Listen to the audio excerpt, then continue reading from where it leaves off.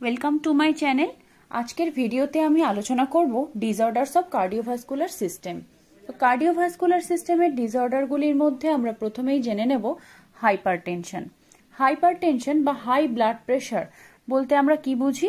যখন আমাদের systolic blood pressure 140 mm of Hg বা তার বেশি, diastolic blood pressure 90 mm of Hg বা তার বেশি হয়, অথবা সিস্টোলিক ব্লাড প্রেশার এবং ডায়াস্টোলিক ব্লাড প্রেশার দুটি নর্মালের তুলনায় বেশি হয় over a sustain period of time, একটা লং টাইম অফ পিরিয়ড ধরে, তখন আমরা সেটাকে বলি হাইপারটেনশন। এরপর আমরা জানবো ক্লাসিফিকেশন অফ ব্লাড প্রেশার। আমাদের নর্মাল ব্লাড প্রেশার কত আমরা জেনে নেব। Normal systolic blood pressure 120 mmHg এবং normal diastolic blood pressure 80 mmHg। Pre hypertension কখন বলবো? যখন সিস্টোলিক ব্লাড প্রেশার 120 থেকে 139 এবং ডায়াস্টোলিক ব্লাড প্রেশার 80 থেকে 89। হাইপারটেনশনের ক্ষেত্রে সিস্টোলিক ব্লাড প্রেশার 140 বা তার বেশি এবং ডায়াস্টোলিক ব্লাড প্রেশার 90 বা তার বেশি। স্টেজ 1 হাইপারটেনশনের ক্ষেত্রে সিস্টোলিক ব্লাড প্রেশার 140 থেকে 159 এবং ডায়াস্টোলিক ব্লাড প্রেশার 90 থেকে 99।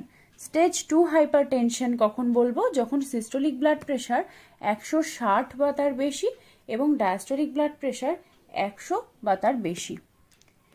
এবার জানবো হাইপারটেনসিভ ক্রাইসিসের ক্ষেত্রে systolic blood pressure 180 mm of এইচজির বেশি হবে এবং ডায়াস্টোলিক ব্লাড প্রেশার হবে 110 mm অফ এইচজির বেশি।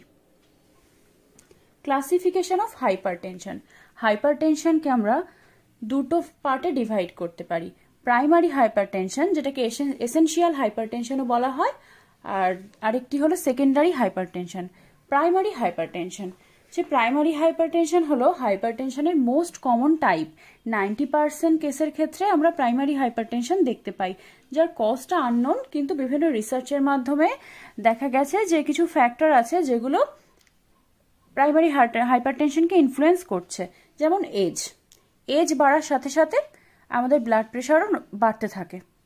জেনেটিক্স, যদি কারোর ফ্যামিলি হিস্ট্রিতে হাইপারটেনশন থেকে থাকে তার ক্ষেত্রে হাইপারটেনশন হওয়ার চান্স বেশি থাকে।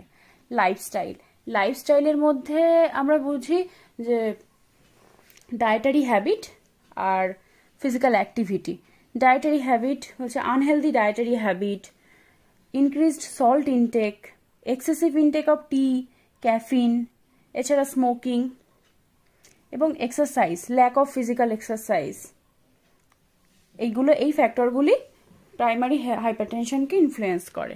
সেকেন্ডারি হাইপারটেনশন হচ্ছে বিভিন্ন মেডিকেশন ইনটেক করার ফলে বা কিছু মেডিকেল কন্ডিশনের জন্য সেকেন্ডারি হাইপারটেনশন হয়ে থাকে, যেমন renal disease, vascular disease, pregnancy এবং birth control pill. Risk factors of হাইপারটেনশনের রিস্ক ফ্যাক্টরগুলোকে আমরা দুটি পার্টে ডিভাইড করব, নন মডিফাইয়েবল রিস্ক ফ্যাক্টর এবং modifiable risk factor. Non modifiable risk factor কোনগুলি? যেমন family history, age, sex, race.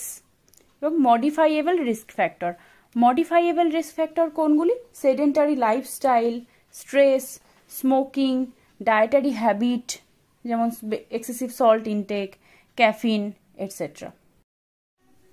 Clinical manifestations of হাইপারটেনশনের ক্লিনিক্যাল ম্যানিফেস্টেশনগুলি fatigue, reduced activity tolerance, dizziness, palpitations, angina, dyspnoea, এগুলি হাইপারটেনশনের ক্লিনিক্যাল ম্যানিফেস্টেশন। এছাড়া হাইপারটেনশনকে সাইলেন্ট কিলারও বলা হয় অ্যাডাল্টদের ক্ষেত্রে, কারণ বেশিরভাগ ক্ষেত্রেই আমরা দেখি হাইপারটেনশন যতক্ষণ না তার সিভিয়ার স্টেজে পৌঁছে যায় ততক্ষণ অ্যাসিমটোম্যাটিক থেকে যায় এবং সাইলেন্টলি ধীরে ধীরে আমাদের বডির যে ভাইটাল অর্গ্যান সেগুলোকে ড্যামেজ করতে থাকে, যেমন heart, kidney, brain, blood vessel, without any pain, কোনো পেন ছাড়াই সাইলেন্টলি এই ভাইটাল অর্গ্যানগুলোকে ড্যামেজ করতে থাকে। কমপ্লিকেশনস, হাইপারটেনশনের কমপ্লিকেশনস। টার্গেট অর্গ্যান ডিজিজেস, আগেই আমরা বললাম যে টার্গেট অর্গ্যানগুলিকে ড্যামেজ করতে থাকে, তো টার্গেট অর্গ্যান ডিজিজেস যেমন হার্ট, ব্রেন, পেরিফেরাল ভাস্কুলেচার, আইস, কিডনি। এছাড়া hypertensive heart hypertensive heart disease হতে পারে হাইপারটেনশন থেকে, যেমন coronary artery disease, left ventricular hypertrophy, heart failure etcetera. সেরিব্রোভাস্কুলার disease হতে পারে যেমন স্ট্রোক। এছাড়া রেটিনাল ড্যামেজ হতে পারে। কি points for maintaining normal blood pressure. Normal blood pressure maintain করার জন্য আমরা এই পয়েন্টগুলি মনে রাখবো। যেমন হেলদি ডায়েট, আমাদেরকে হেলদি ডায়েট ইনটেক করতে হবে। রিডিউস সল্ট ইনটেক, খাবারে সল্টের পরিমাণ, প্রতিদিনের খাবারে সল্টের পরিমাণ কমাতে হবে, less than 5 gram per day. Regular physical activity, প্রত্যেক দিন আমাদেরকে ফিজিক্যালি অ্যাক্টিভ থাকতে হবে। রেগুলার এক্সারসাইজ, কিছু হালকা এক্সারসাইজ বা ফিজিক্যাল অ্যাক্টিভিটি করার চেষ্টা করতে হবে। মেনটেন হেলদি ওয়েট মেনটেন করতে হবে, ওয়েট রিডাকশন করতে হবে। Smoking should be stopped, smoking cessation করতে হবে। আর stress management. Other types of hypertension, এবার আমরা আর কয়েক ধরনের হাইপারটেনশন সম্পর্কে জেনে নেব। যেমন ম্যালিগন্যান্ট হাইপারটেনশন। ম্যালিগন্যান্ট হাইপারটেনশনের ক্ষেত্রে ব্লাড প্রেশার র্যাপিডলি রাইজ করতে থাকে। এক্ষেত্রে কি হয়, ডায়াস্টোলিক ব্লাড প্রেশার 120 mmHg থেকে বেশি হয়ে যায়। এটি একটি মেডিকেল এমার্জেন্সি। যদি আনট্রিটেড থেকে যায় তো সেক্ষেত্রে টার্গেট অর্গান ড্যামেজ হতে পারে এবং ডেথ হতে পারে। White coat hypertension. White coat hypertension কি বলছে, যখন একজন হেলথ কেয়ার পার্সোনেল কোনো ইন্ডিভিজুয়ালের ব্লাড প্রেশার চেক করছে তখন অ্যাংজাইটির কারণে তার বিপি বাড়তে থাকে, আদারওয়াইজ অন্য সময় সে তার ব্লাড প্রেশার নর্মাল থাকছে। এটিকে বলা হয় হোয়াইট কোট হাইপারটেনশন। পস্তুরাল হাইপোটেনশন বা অর্থোস্ট্যাটিক হাইপোটেনশন। এক্ষেত্রে যখন একজন পার্সন আপরাইট পজিশনে থাকছে তখন তার বিপি ফল করবে। সিস্টোলিক ব্লাড প্রেশার ফল করবে 15 mmHg এবং ডায়াস্টোলিক ব্লাড প্রেশার ফল করবে 10 mmHg।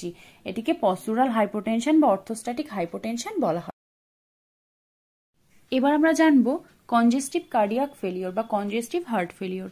Congestive heart failure occurs when the heart is unable to pump sufficiently to maintain blood flow to meet the body's needs। যখন heart বডির requirement অনুযায়ী sufficient blood pump করতে পারছে না তখন সেই কন্ডিশনকে আমরা বলছি কনজেস্টিভ হার্ট ফেলিওর।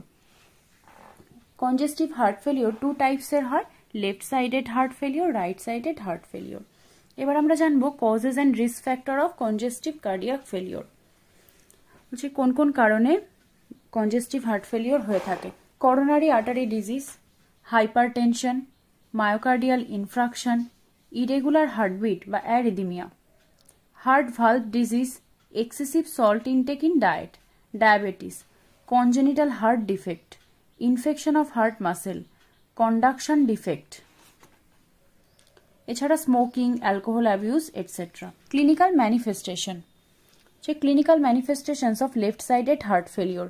যখন left ventricle sufficiently blood pump করতে পারছে না তখন আমরা সেটিকে বলি left sided heart failure. Left sided heart failure হলে কি কি ম্যানিফেস্টেশন আমরা দেখতে পাবো?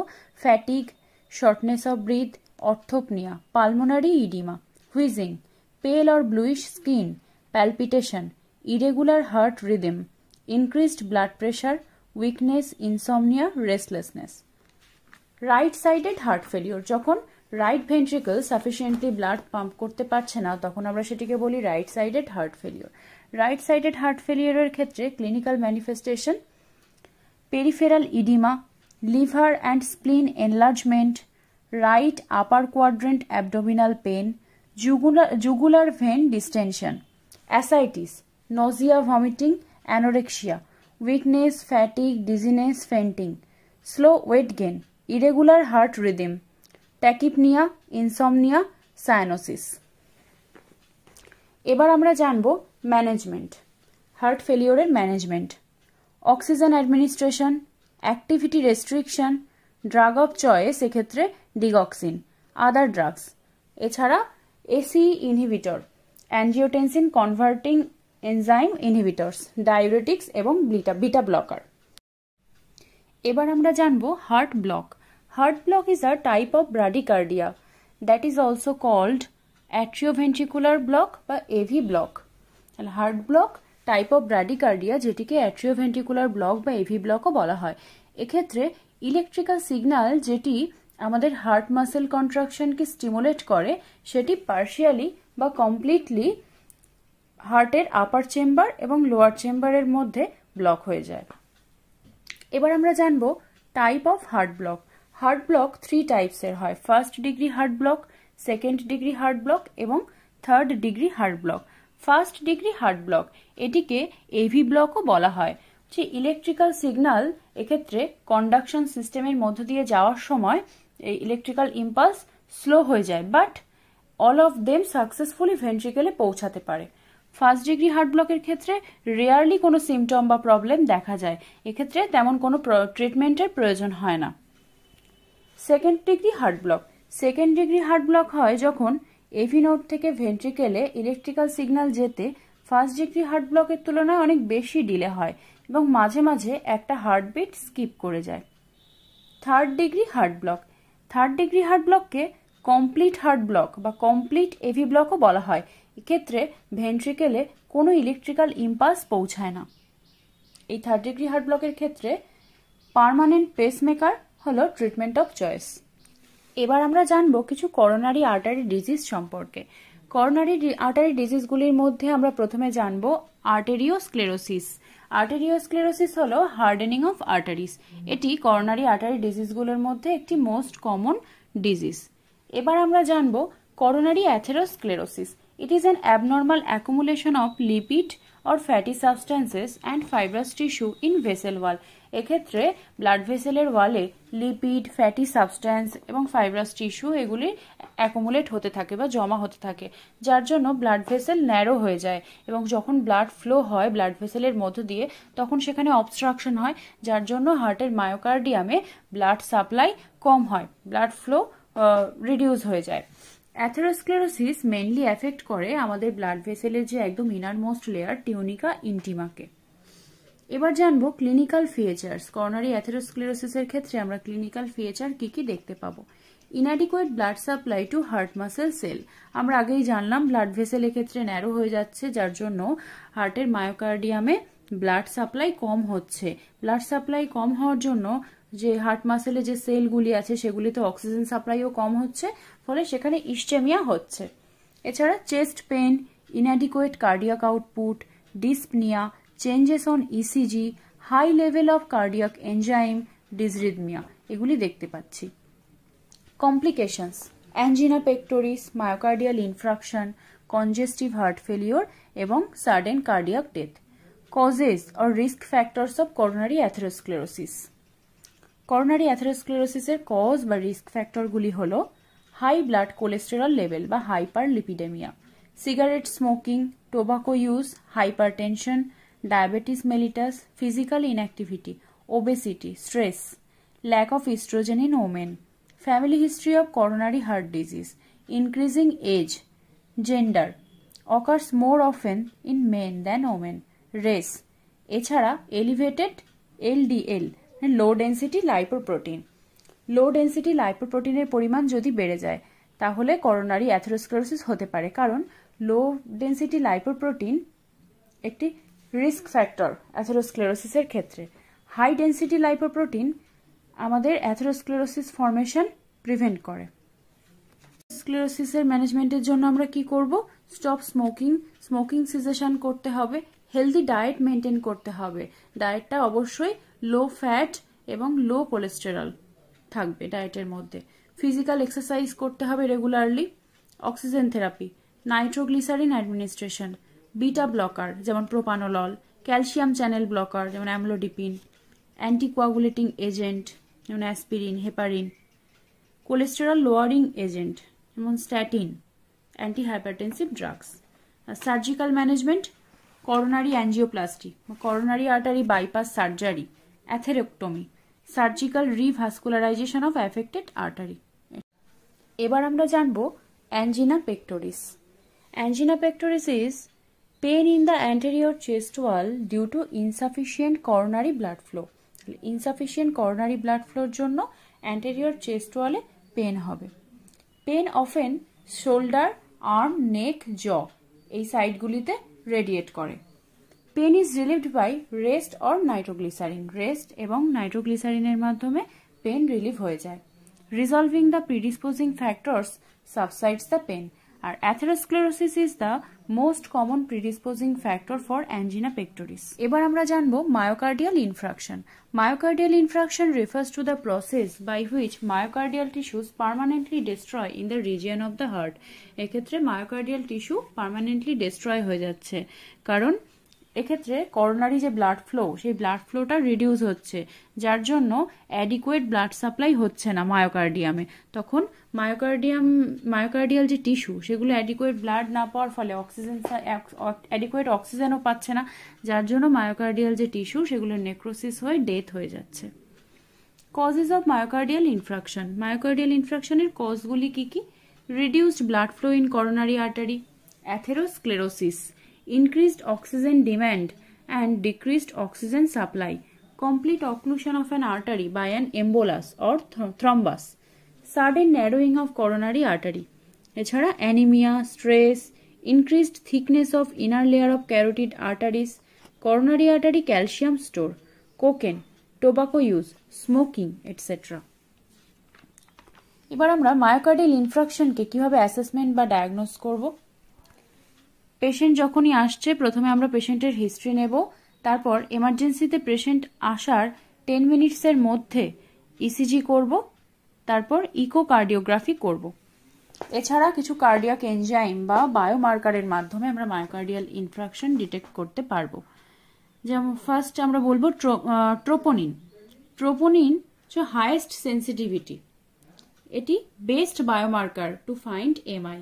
তাহলে এমআই ডিটেকশনের ক্ষেত্রে বেস্ট বায়োমার্কার হলো ট্রোপোনিন। ট্রোপোনিনের ক্ষেত্রে সিরাম লেভেল রাইজ করে within 3 to 12 hours. Second, myoglobin. Myoglobin হলো early marker for myocardial infarction. এটি মায়োকার্ডিয়াল ইনফ্রাকশনের আর্লি ডিটেকশনের ক্ষেত্রে ইউজফুল, বাট বেস্ট মার্কার হলো ট্রোপোনিন। এবার আমরা জানবো clinical manifestations of myocardial infarction. Myocardial ইনফ্রাকশনের ক্ষেত্রে আমরা কি কি ক্লিনিক্যাল ম্যানিফেস্টেশন দেখতে পাবো। তো এটাকে আমরা সহজে মনে রাখার জন্য দেখে নেব, মনে রাখবো ক্রাশিং। ক্রাশিং এই ওয়ার্ডটাকে আমরা মনে রাখবো, যেখানে C for chest pain, R for radiating chest pain that moves to left arm, jaw and back, U for unrelieved pain by rest or nitroglycerin, S for sweating, H for hard to breathe or shortness of breath, I for increased and irregular heart rate, increased blood pressure, N for nausea and vomiting, G for going to be anxious. তাহলে crushing ওয়ার্ডটার মাধ্যমে আমরা সহজেই clinical ম্যানিফেস্টেশনগুলিকে মনে রাখতে পারবো। এবার আমরা জানবো ম্যানেজমেন্ট মায়োকার্ডিয়াল ইনফ্রাকশন। এটাকেও আমরা মোনা এই টার্মটার মাধ্যমে মনে রাখবো, যেখানে M ফর মরফিন, যেটি একটি analgesic, O for oxygen, N for nitroglycerin, A for aspirin. Other diseases of heart. এবার আমরা হার্ট সংক্রান্ত অন্য কয়েকটি ডিজিজ নিয়ে আলোচনা করব। ফার্স্ট আমরা জানবো cardiac tamponade. It is a clinical syndrome caused by accumulation of fluid in the pericardial space. এক্ষেত্রে পেরিকার্ডিয়াল স্পেসে fluid accumulation হয়. It leads to reduced ventricular filling. Normal pericardial fluid volume in adult is 15 to 50 ml. 3 signs associated with cardiac tamponade. Cardiac tamponade এর ক্ষেত্রে আমরা 3টি sign দেখতে পাবো। সেই 3টি সাইন কি কি? Hypotension with narrowed pulse pressure, jugular venous distension, jugular vein distension হবে, আর muffled heart sound. এবার আমরা জানবো মায়োকার্ডিটিস। মায়োকার্ডিটিস হলো ইনফ্লামেশন অফ মায়োকার্ডিয়াম, যেটা হার্টের middle layer. It can lead to congestive heart failure and sudden cardiac death. Pericarditis. Pericarditis হলো inflammation of pericardium, যেটি হার্টের outermost layer. Chest pain from pericarditis is referred by phrenic nerve. আর ইন্ডিয়াতে constrictive পেরিকার্ডিটিসের most common cause হলো tuberculosis. আমার video যদি আপনাদের ভালো লেগে থাকে তাহলে অবশ্যই লাইক, কমেন্ট, শেয়ার এবং সাবস্ক্রাইব করবেন। এবং যদি আপনারা অন্য কোনো টপিকের ওপর ভিডিও পেতে চান তাহলে অবশ্যই কমেন্টে জানাবেন। আমি আপনাদের কমেন্টে রিপ্লাই দেওয়ার চেষ্টা করব এবং সেই টপিকটি নিয়ে ভিডিও বানানোর চেষ্টা করব।